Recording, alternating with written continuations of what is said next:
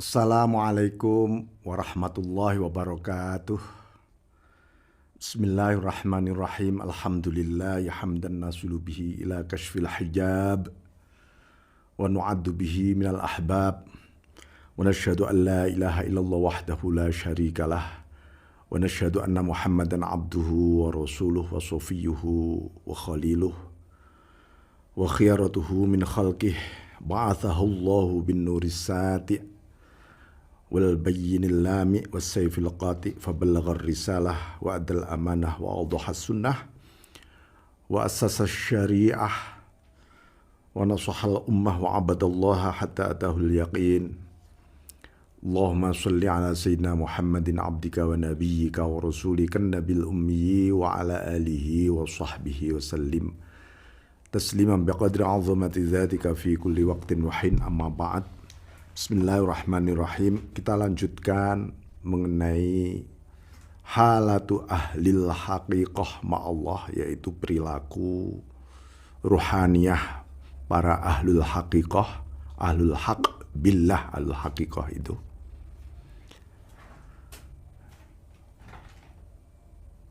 Sekarang memasuki episode ke-22 ya.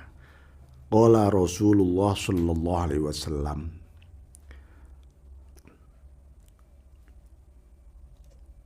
iyyakum wadh-dhanna fa inna adh-dhanna akdzabul hadits wa la tahassasu wa la tajassasu wa la tanafasu wa la tahasadu wa la tabaghadu wa la tadabaru wa kunu ibadallahi ikhwana kama amarakum.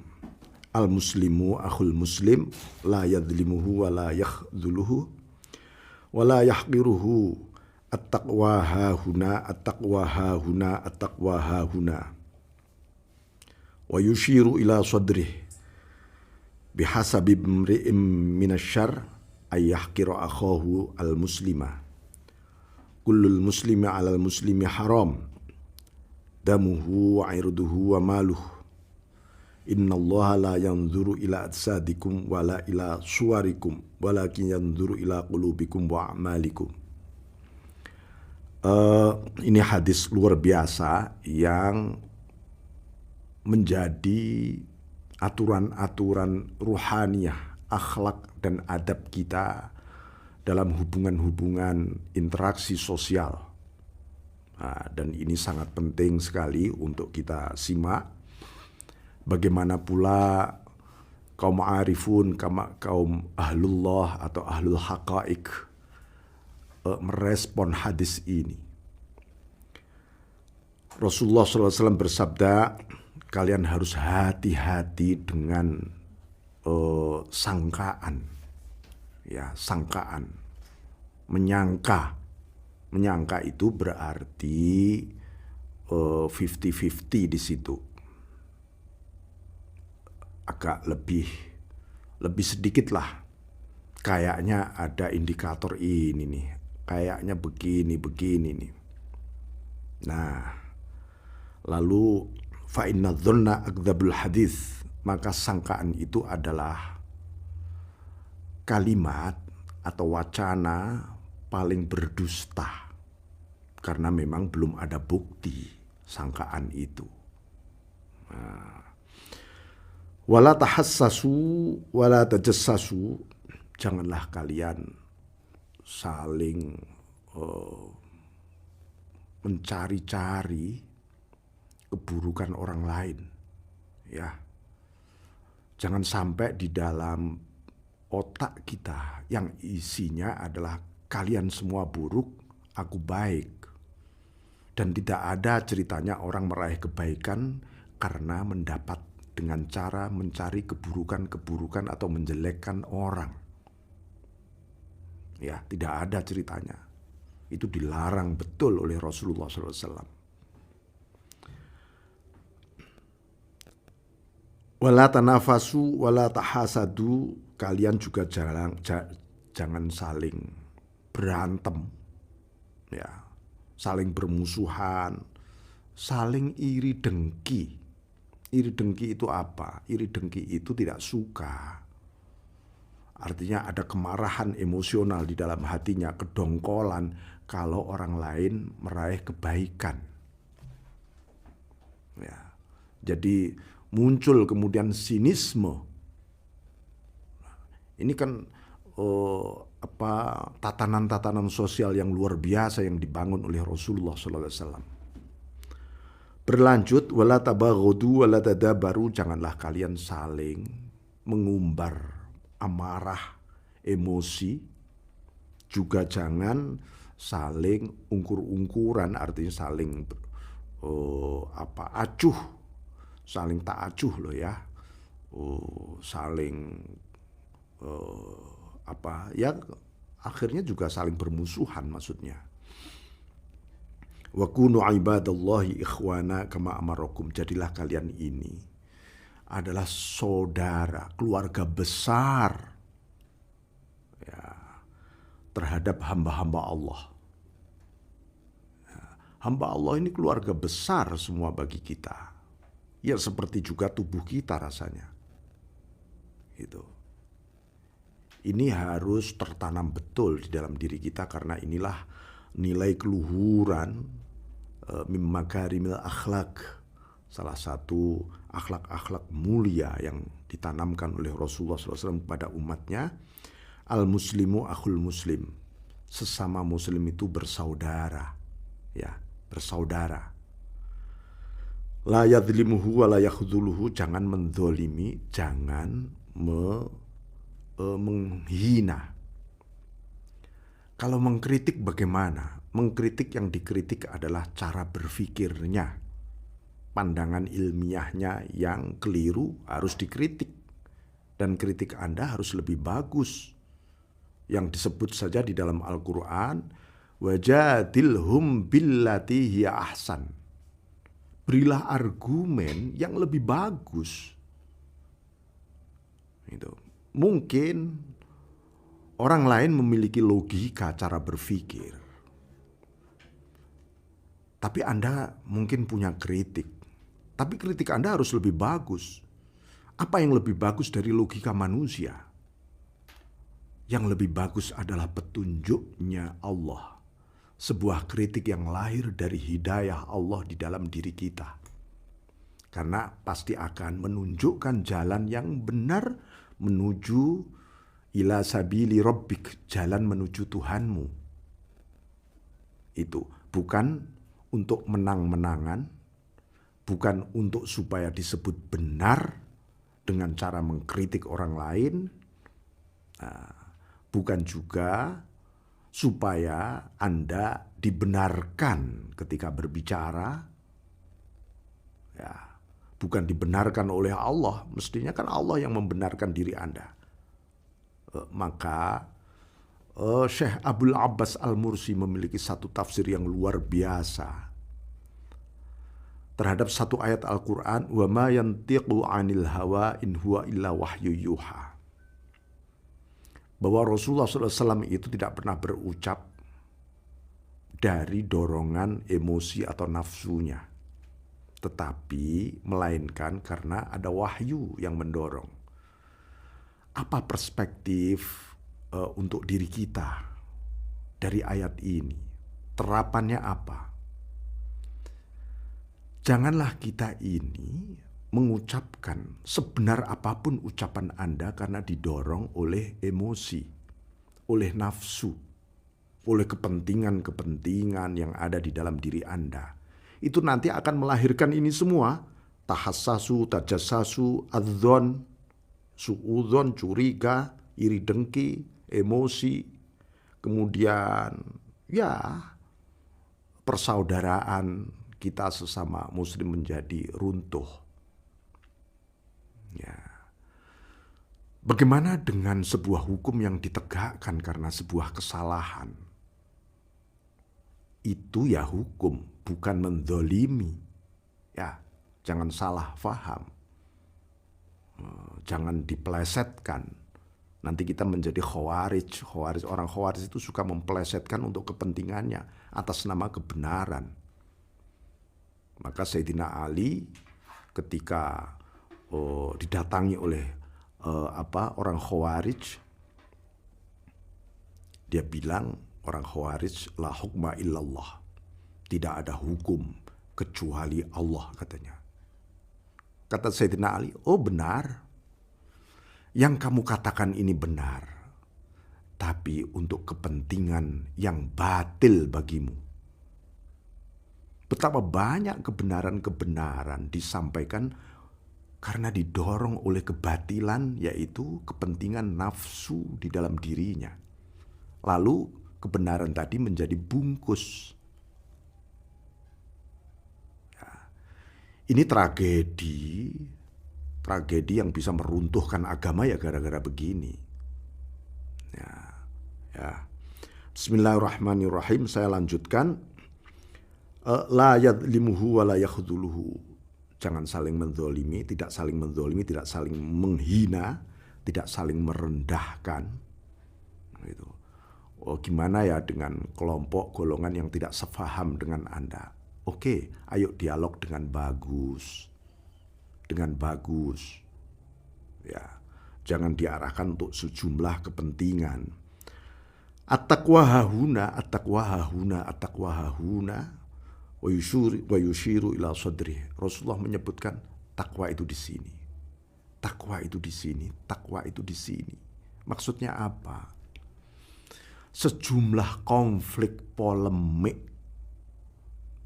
yang menyemburatkan persaudaraan, integritas, kesatuan, itu kan gara-gara merasa lebih suprematif dibanding yang lain. Ya. Maka kenapa Rasulullah menyebut di sini tiba-tiba kata takwa? Karena inna akramakum indallahi atqakum. Yang paling mulia di antara kalian itu yang paling takwa. Sedangkan takwa itu di sini loh tempatnya. Bukan pada performance, bukan pada kata-kata, bukan pada sebuah unjuk rasa misalnya, juga bukan. Bukan seperti misalnya, saya misalnya berceramah dengan kalimat-kalimat kebajikan yang luar biasa. Apakah ini menunjukkan ketakwaan saya? Ya belum tentu. Karena ketakwaan itu di sini, ya, di hati, di dalam dada. Maksudnya di dalam dada itu ya di hati. Setelah sodr ada qalb. Bihasabi mri'in minasyar ayah gira akhahu al-muslim. Standar keburukan ya sesama muslim itu apa? Kalau satu sama lain sesama muslim itu mulai merendahkan. Ya, mulai merendahkan. Jadi menyampaikan nasihat itu harus dengan apa? Ya mau itu hasanah. Bila hikmah dulu, bijak, arif, tidak sama sekali. Satu-satunya kepentingan adalah menyelamatkan saudara kita supaya selamat di hadapan Allah. Sabili rabbik, jalan Tuhanmu itu jalan kemana ini jalan Tuhanmu? Jalan yang menuju kepada Allah, bukan jalan yang menuju ke yang lain. Nah, jadi kulul muslim ala muslim haram. Jadi sesama muslim darahnya maupun damuhu wa irduhu wa maluh, darahnya, harga dirinya maupun hartanya itu dihormati. Ini soal hak asasi yaitu di sini ya. Innallaha la yanzuru ila ajsadikum wala ila suwarikum. Allah tidak melihat performan badan lahiriahmu. Ketika Anda sholat, nggak dilihat Anda sedang bergerak ke masjid atau nggak dilihat. Maksudnya nggak dilihat itu bukan itu yang urgen bagi Allah. Wala ila apalagi rupa. Ini maksudnya apa? Rupa ini kan kita memiliki kulit warna yang berbagai-bagai bentuk. Ada yang ganteng, ada yang tidak ganteng, ada yang cantik, ada yang tidak cantik. Bukan itu yang dilihat Tuhan. Tapi yang dilihat adalah hatimu. Walakin yanzuru ila qulubikum, hatimu. Hati wa amalikum dan amaliyah. amaliyahmu ikhlas apa enggak. Itu aja. Bukan wujud amalnya. Wujud amalnya kelihatan. Itu atsat. Tapi amal itu adalah ruhul amal yang dilihat oleh Allah. Ikhlas apa enggak ini orang? Bismillahirrahmanirrahim.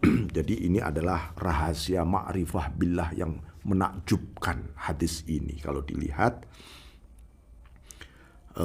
kata Syekh Ahmad Ar-Rifai, fa'innahu amrun bitakhalli anis sifah al-iblisiyah wa ya al-hasad thumma tajarrud minas sifah an-nafsaniyah wa ya al-bughdu li ghairillah thumma bitarafu anis sifah as-safilah al-hawaiyah wa ya ad-tajassus thumma ba'da an akmala darajaan anna akmala darajatin tangqiyah amrun biru'yati adamil farqiyah bainal mar'i wa baina ikhwanih wa hadza min amrillahi ta'ala. Jadi pertama kali kita memang takhalli, dibersihkan, disunyikan dari sifat-sifat keiblisan.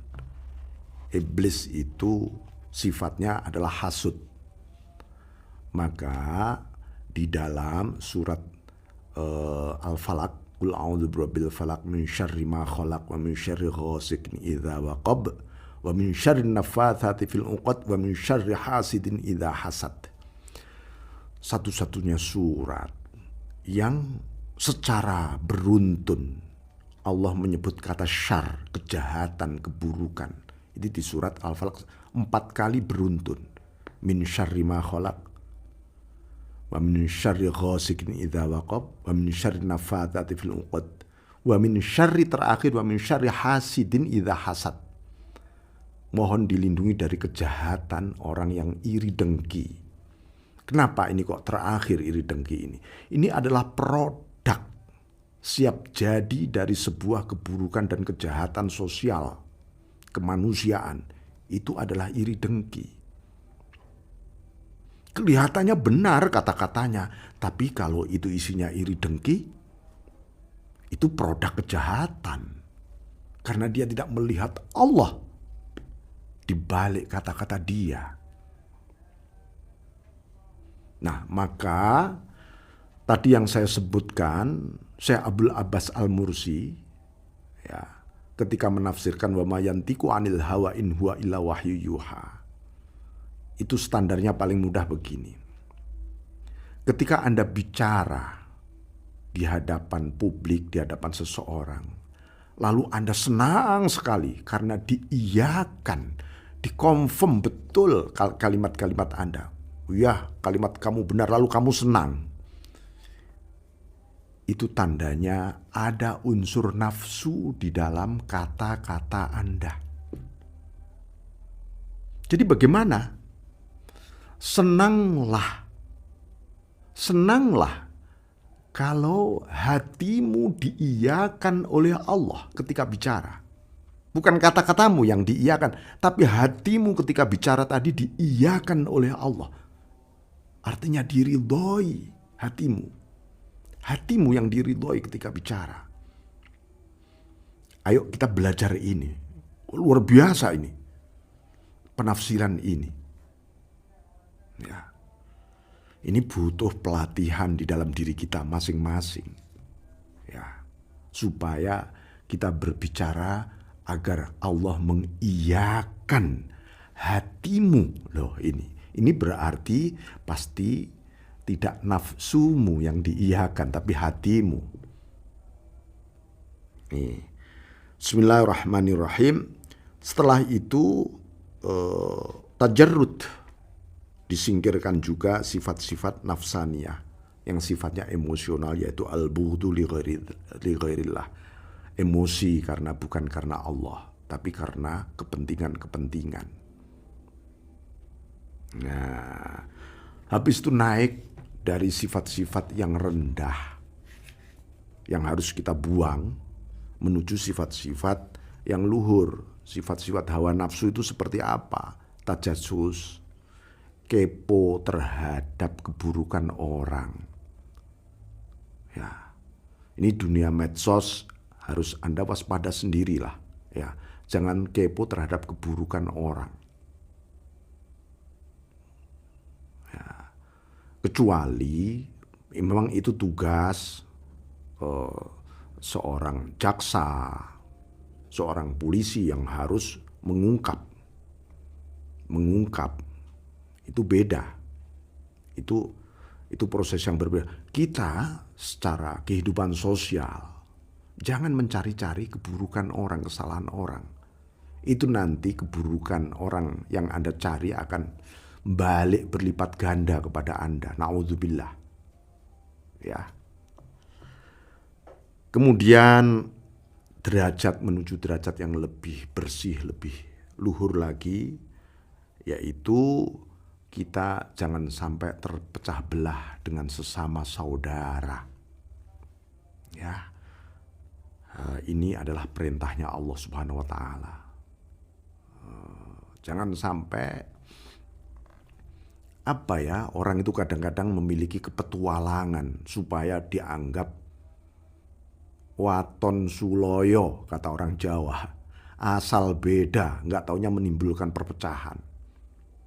Karena ketika dia asal beda tadi, tidak ada ketulusan, kejernihan di hati supaya disebut beda saja saya. Ya, Bismillahirrahmanirrahim. Disinilah seseorang akan mengenal Tuhannya. Ya, seseorang nanti akan mengenal Tuhannya ketika bersih dari keburukan sifat iblis, hawa nafsu, sifat-sifat rendah, bersih. Kita mengenal Allah. Ahlul ma'rifah itu di sini.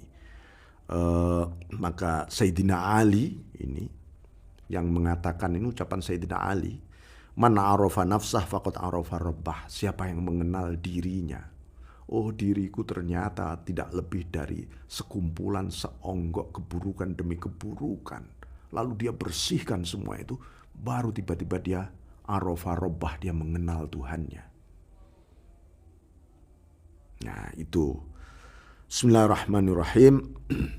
Jadi iblis itu seringkali ini saya sampaikan, laknatullah, dia melihat dirinya, supremasi dirinya. Karena dia melihat supremasi dirinya, maka dia mengatakan ana khairum minhu, aku lebih bagus dibanding Adam. Ya. Ini mungkin bukan kalimat yang muncul dari mulut saja, dari hatinya sudah muncul duluan. Wah, gue lebih hebat daripada lo, gitu misalnya. Itu adalah iblisian, ya, iblisian.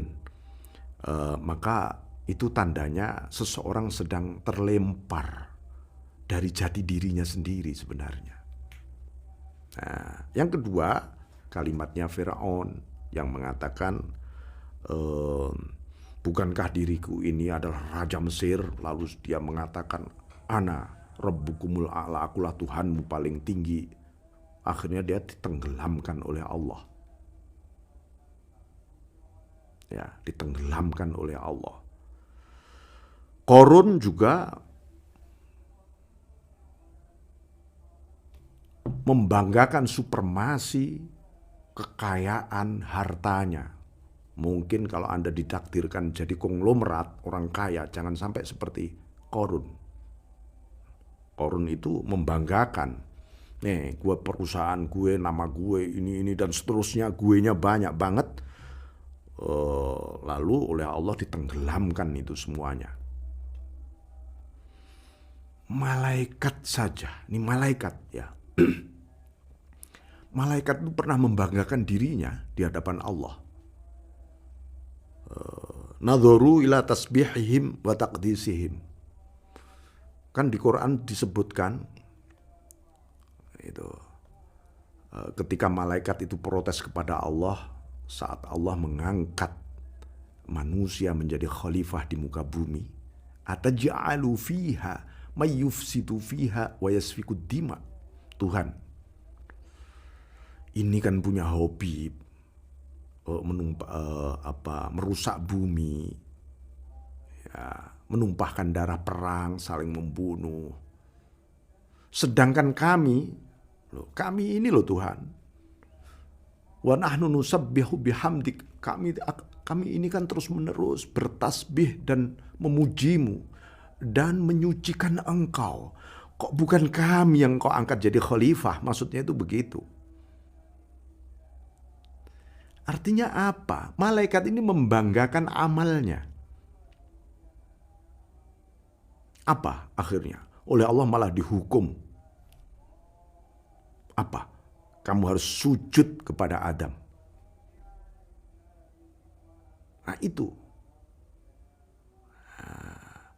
Jadi fabtalahumullah bisajdah li Adam. Allah menguji dengan sujud kepada Adam. Ya, tapi malaikat akhirnya bersujud. Karena apa? Allah mengcounter, ini a'lamu ma la ta'lamun, kamu ini nggak ngerti pengetahuanmu tentang Adam ini siapa. Ya. Jadi kalau orang yang mengatakan aku, itu di hadapan Allah, gitu ya, maka Allah akan menjawab, lah enggak, no. Ya. Bal ana, kata Allah. Yang benar itu aku, kata Allah. Thumma yuradduhu ila asfali safilin. Jadi manusia yang mengatakan ana itu sebenarnya dilempar di alam aspal, alam paling rendah. Alam ego, alam nafsu paling rendah itu. Ya. Maka wakul man yaqulu antallah yarfa'uhu ila a'la illin. Kalau orang mengatakan engkaulah Allah segalanya, maka justru orang itu dinaikkan derajatnya menuju derajat yang luhur. Ya. Jadi maka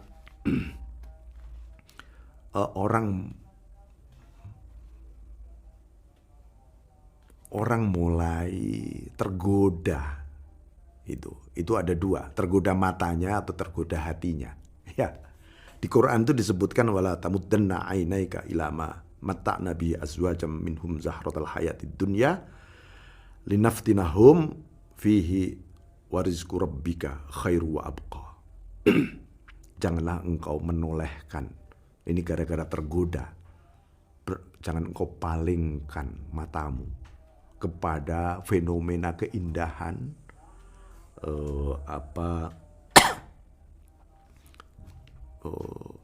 hiasan dunia yang berpasang-pasang ini. Ya. Itu semua untuk mengujimu sebenarnya. Ini cara aku mengujimu. Nah, jadi kalau ada juga Allah memberikan ismah, melindungi Nabi itu. Walaula an thabbatnaka laqad kita tarkanu ilaihim syai'an qalila. Bisa saja kalau aku tidak menjagamu Muhammad, kamu hampir saja sedikit memiliki kecenderungan kepada pandangan mereka orang-orang kafir itu tentang dunia. Ya, tapi oleh Allah dijaga, diingatkan. Kita sendiri akan terus diingatkan oleh Allah soal ini. Itu. Karena itulah para arifun Rasulullah terutama ini dibukakan hijab. Ya, dibukakan hijab. Karena dibukakan hijab inilah kemudian disebut dalam Al-Quran walaqad ra'ahu nazlatan ukhra. Maka benar-benar Muhammad Rasulullah ini melihat Allah pada kali yang lain. Tetapi ya, ini bukan karena kehendak Kanjeng Nabi, memang oleh Allah dibukakan. Tapi karena ambisi Nabi Musa, ini beda. Qala Rabbi arini anzur ilaik. Tuhan, tunjukkan dong dirimu kepada aku biar bisa melihatmu. Tapi oleh Allah diuji. Ya, undur ila jabal, lihat bukit. Nabi Musa melihat bukit, pengennya melihat Allah, kok melihat bukit. Dia lihat bukit, akhirnya nggak bisa melihat Allah. Hatinya menoleh ini. Ya, ini namanya berpalingnya hati itu seperti itu. Bismillahirrahmanirrahim. Jadi ini penting sekali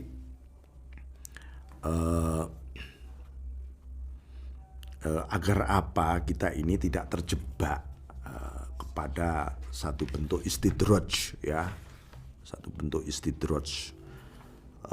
Bismillahirrahmanirrahim.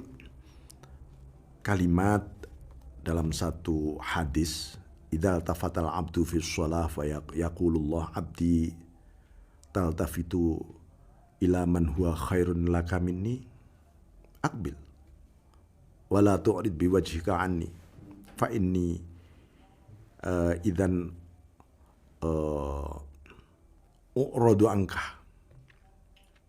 Jadi dalam satu hadis ketika seorang hamba sedang sholat, maka Allah mengatakan, hei hambaku, apa kamu sedang memandang yang lebih baik dibanding aku? Pikiranmu kok kemana-mana, hatimu kok kemana-mana. Gitu. Menghadaplah kepadaku, jangan berpaling dariku, nanti aku bisa berpaling darimu. Nah, seperti itu. Jadi Jibril pernah mendatangi Nabi SAW dan dibukakan oleh Jibril tentang kekayaan dunia. Apa saja, silahkan. Ya, tetapi apa yang terjadi? Nabi Sallallahu Alaihi Wasallam sama sekali tidak bergeming. Ya, tidak bergeming. Gitu. Jadi inilah gambaran-gambaran mengenai cara kita mencoba melatih hati kita supaya fokus pada Allah, muraqabah, fokus pada Allah. Suatu ketika Robiah Adawiyah, ya, ketika sedang di Masjidil Haram, ada seorang lelaki menggoda. Hai perempuan, kayaknya engkau ini lebih sibuk dengan dirimu. Ini rayuan sebenarnya. Apa dijawab oleh Robiah kepada seseorang, dan seseorang ini ahli ibadah yang mengatakan begitu. Kamu sedang menyapaku, kamu menginginkan aku, padahal aku punya saudara yang lebih cantik daripada aku. Saat ini saudaraku yang lebih cantik itu ada di belakangmu. Tetapi tiba-tiba ahli ibadah ini menoleh ke belakang. Langsung ditampar mukanya oleh Robiah Adawiyah. Kamu pendusta. Kamu mengatakan cinta padaku, tetapi kamu masih menoleh kepada yang lain. Ini satu bentuk metafor sebenarnya. Betapa kita ini sering berdusta hati kita mengatakan cinta kepada Allah, tapi kita sering berselingkuh dengan makhluk Allah di dalam pandangan mata hati kita. Nah, ini pelajaran yang luar biasa. Maka Rasulullah SAW menyebutkan, lau kuntu mutakhidan khalilan ghaira rabbi latakhadtu Abu Bakrin khalila. Kalau aku kepingin mengambil sahabat selain Tuhanku yang sangat aku cintai, aku pasti mengambil Abu Bakar. Walakin ukhuwatul Islam wa maddatuh. Tapi ini istilahnya semacam persaudaraan dan kecintaan di dalam Islam. Bukan sebuah cinta yang sesungguhnya esensi yang seharusnya hanya untuk Allah itu tadi. Nah, jadi ini semua adalah satu bentuk bagaimana kita belajar. Nah, di bab ini ditutup oleh sebuah puisi yang indah dari Syekh Ahmad Ar-Rifai. Ya Habibal Qulubi man li siwaka. Oh Tuhan, kekasih hati, siapakah selain Engkau? Irhamil yaum mudniban qad ataka. Kasihanilah aku hari ini yang penuh dengan dosa, tapi aku datang kepadamu. Ya Habibi wa sofwati wa rojai, wahai kekasih, wahai pilihan, wahai harapan. Kadzabal qalbu in ahabba siwak. Dusta sesungguhnya hati jika tidak mencintaimu. Ya anisi wa munyati wa muroti, wahai kemesraanku, harapan dan hasratku. Tola syauqi mata yakunu liqaka. Betapa panjang kerinduan demi kerinduan ini. Kapankah aku bertemu dengan engkau? Saya kira begitu episode kali ini. Wal afu minkum. Wassalamualaikum warahmatullahi wabarakatuh.